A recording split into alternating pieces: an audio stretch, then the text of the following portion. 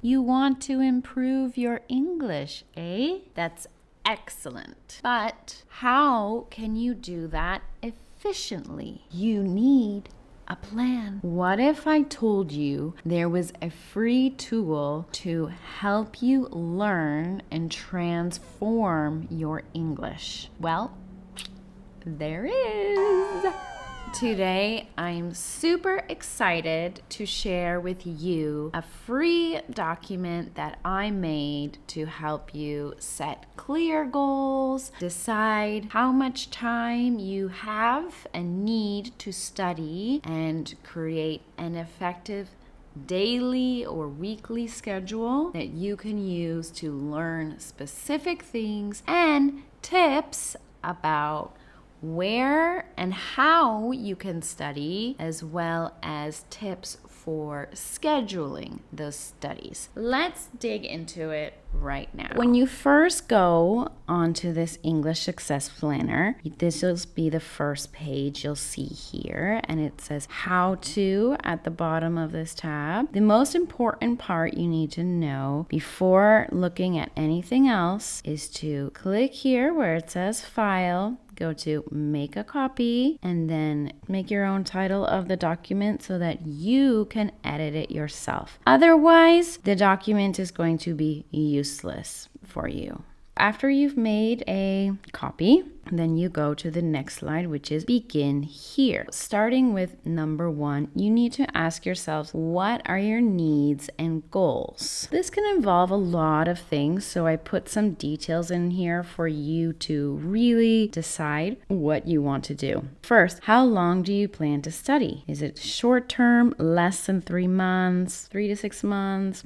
More than a year? You choose. Then, why do you want to study? What do you want to learn? School, work, other fun, travel, pass an exam? Very common reason. Now, this is really important, the accent that you want. Sometimes it doesn't really matter, but if you are going to live in the UK, for example, I really suggest focusing on things that have a British accent. If you're in Scotland, well, yeah, good luck. But yeah, try to find a teacher or videos or things like that help you with that particular region, because the American Canadian accent is very different from the British accent. If you are just starting, it might be easiest to find the American accent. It's also very, very common online with videos, etc. But you should decide ultimately where you want to learn, because not only do Americans and British people and Australians have different pronunciation, but they also have different vocabulary and idioms, things that the other countries would not even understand. For example, in North America, we say on the weekend, but British say at the weekend. If you said at the weekend in America, people would think your English is wrong. Be very careful with that. Next, choose what you think are your main weaknesses. Which parts of English do you want to improve the most? Here are some options for speaking pronunciation, maybe listening to TV shows, or just in general. Maybe there's specific things you want to practice, punctuation rules, I don't know. And it can be something for everything. If you don't want to study writing, I'm great at writing. I don't have problems with that. Reading, phonics, maybe lots of vocabulary. I highly recommend looking at the Oxford Top 1000 Words. If you are a beginner, you want to move on, Oxford Top 3,000 words. Those are the most common 1,000 or most common 3,000 words used in the English language. You should know all of those. Or maybe you want to learn vocabulary for an exam. It's really important to know what your specific goals are. Once you have everything you want to learn there, more or less your weaknesses figured out, then go to the priorities, because there's so much much that you can study here, but you can't study everything. So maybe for you, the thing that you want to focus on the most is speaking in general. Speaking, maybe getting more confidence. Maybe you want to learn the top 3,000 words. Maybe you want to focus on idioms as well. I've got all of the options that I put here.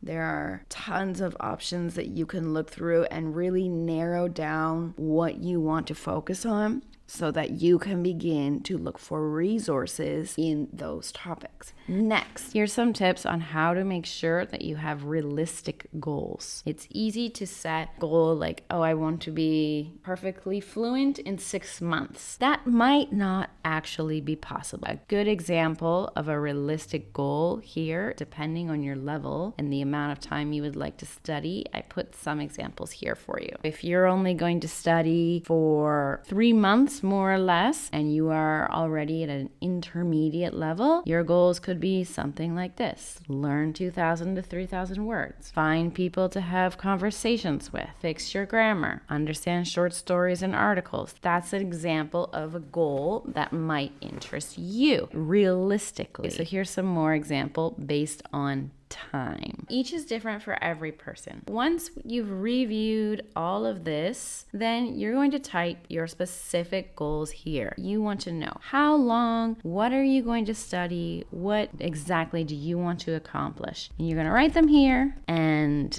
then you can come back to them later and see, how am I doing? Should I change my goals? Should I make them more achievable? Or should I get more into studying? It's easy to get through all this, but sometimes it's really hard to find time or actually know how much time that you have to spend in a day. I made out this calculation for you. The average amount of sleep in hours, as they should apply to you. Maybe you get 70 hours a week. Cool. How much time do you spend with work, school, studying, all of that stuff that you have to do? Maybe you spend 30 hours a week on that. Notice this is changing. How much time do you spend working on the house, laundry, gardening? Maybe it's 60 hours a week.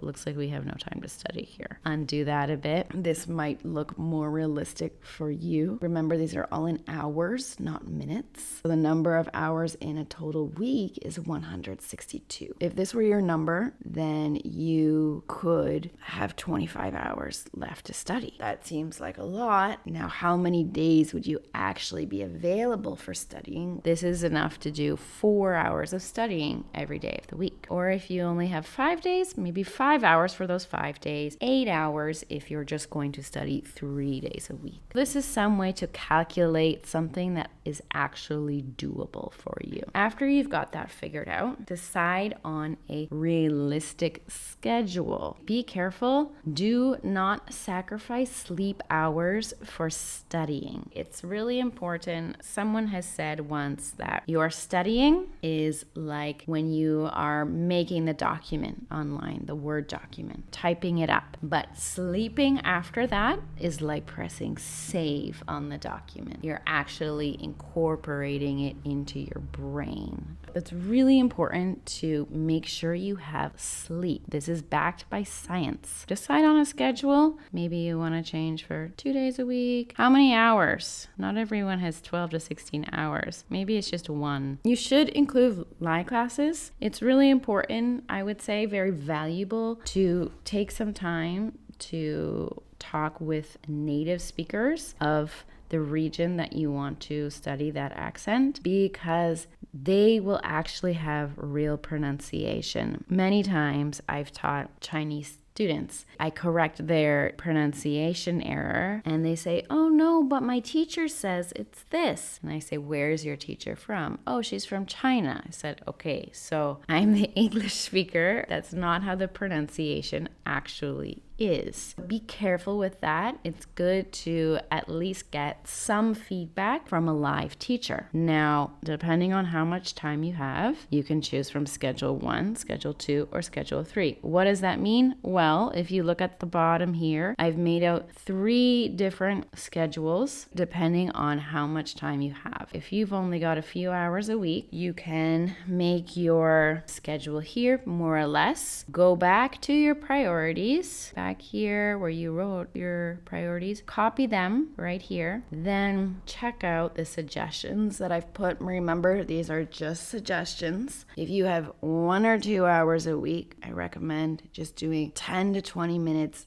daily of vocabulary. It's really important. Just every day, learn at least 5-10 minutes of vocabulary. You can do this while sitting on the toilet or any other passive way when you're walking your dog. I've done that before. Find a vocabulary app that works for you. Highly recommended. If you scroll down here, you can make a specific schedule for yourself. Here, learning some idioms and slang on Mondays and Tuesdays. On Wednesdays, we've got phrasal verbs, and Thursdays and Fridays, we're learning from the Oxford Top 3000. I highly recommend learning idioms and phrasal verbs as part of your weekly schedule, specifically in those categories, because they are so common. And the more I watch movies and hear myself speaking and others, the more I catch how often we say idioms. A person who does not speak English would not understand. Definitely focus a lot on vocabulary. And you can see I also recommend practicing listening to songs, memorizing songs. I always tell my students, do this. This is so useful for you.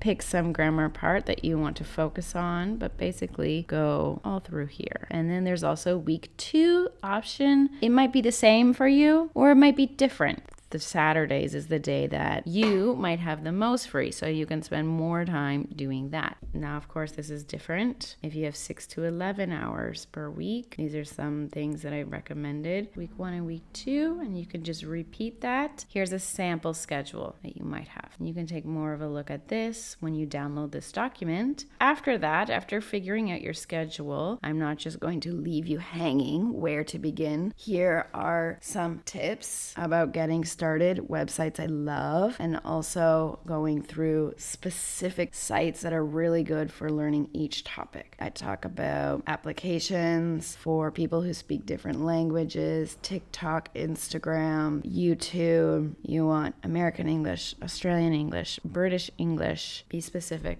And listening, resources for listening, speaking, reading. It's all there with links. Highly recommend that. And then at the end, of course, it's the best part. You can learn about why live classes are so important, and also a little bit more about me and what students have said with me. This is everything. I highly recommend this document. As you can see, I put a lot of work into it. Click the link below and you can download it for free because I love you. I really hope this will help you get started on your journey, no matter where it may lead you. God bless and good luck with your studies.